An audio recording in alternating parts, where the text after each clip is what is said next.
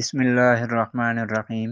چہل احادیث کا سلسلہ چل رہا تھا، اب ہم آتے ہیں غسل کی سنتوں کی طرف۔ تو غسل کی سنتیں 5 ہیں۔ غسل کے فرائض کتنے تھے؟ 3۔ کلی کرنا، ناک میں پانی ڈالنا اور پورے بدن پر پانی بہانا۔ اور غسل کی سنتیں کتنی ہیں؟ 5۔ ان میں سب سے پہلے یہ ہے کہ غسل کی نیت کرنا، یعنی پاکی حاصل کرنے کی نیت کرنا کہ میں اپنے بدن کو پاک کرنے کی نیت کرتا ہوں، ٹھیک ہے، یا میں اپنے آپ سے ناپاکی کو دور کرنے کی نیت کرتا ہوں۔ اس طرح سے کوئی بھی نیت کر لیں۔ نیت دل سے بھی ہو سکتی ہے، نیت زبان سے بھی کی جا سکتی ہے، مطلب بول کر بھی کہا جا سکتا ہے اور دل میں بھی نیت کی جا سکتی ہے۔ نمبر 2، دونوں ہاتھ گھٹنوں تک، یعنی یہ جو کلائی ہوتی ہے جہاں پہ انسان گھڑی پہنتا ہے بازو میں، وہاں پہ جو ہڈی ہے جہاں پہ ہاتھ ختم ہوتا ہے اور بازو کی ابتدا ہوتی ہے، اس ہڈی تک دونوں ہاتھوں کو دھونا، یہ سنت ہے۔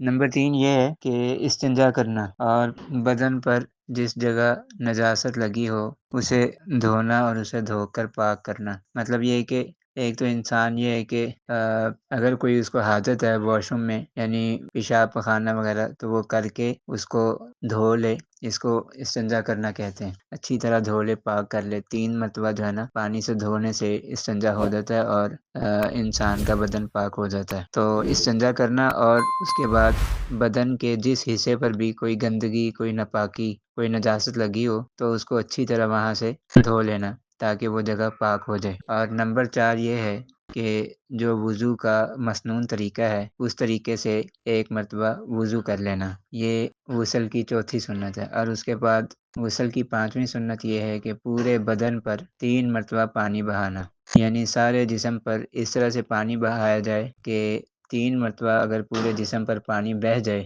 تو غسل کی یہ 5ویں سنت بھی ادا ہو جائے گی۔ اچھا، اس میں ایک چیز یہ ذہن میں رکھنے کی ہے کہ جو ہم نے پڑھا تھا کہ کلی کرنا اور ناک میں پانی ڈالنا، تو یہ ہے تو غسل کے فرائض میں سے ہے، اور اس میں کلی کرنے سے مراد یہ ہے کہ منہ میں پانی ڈال کر اس طرح سے ہلانا اور اس طرح سے منہ میں پانی داخل کرنا کہ جس سے پورے منہ میں پانی چلا جائے، اور جیسے انسان غرغرہ کرتا ہے تو اس طرح منہ میں پانی ڈال کر جو ہے نا غرغرہ کر لیا جائے، تو اس سے یعنی کلی والا جو فرض ہے وہ ادا ہو جائے گا۔ اسی طرح ناک میں پانی ڈالنے سے مراد یہ ہے کہ ناک میں پانی چڑھایا جائے، یعنی پانی لے کر ناک کے قریب کیا جائے اور اس کو سانس کے ذریعے سے اوپر کھینچا جائے، تو ناک کی نرم ہڈی تک اس طریقے سے پانی پہنچ جائے گا۔ اور بہتر یہ ہے کہ بائیں ہاتھ کی چھوٹی انگلی جو ہے وہ ناک میں داخل کر کے اچھی طرح سے ناک صاف کر لیا جائے۔ تو اس طرح یہ کلی کرنا اور ناک میں پانی ڈالنا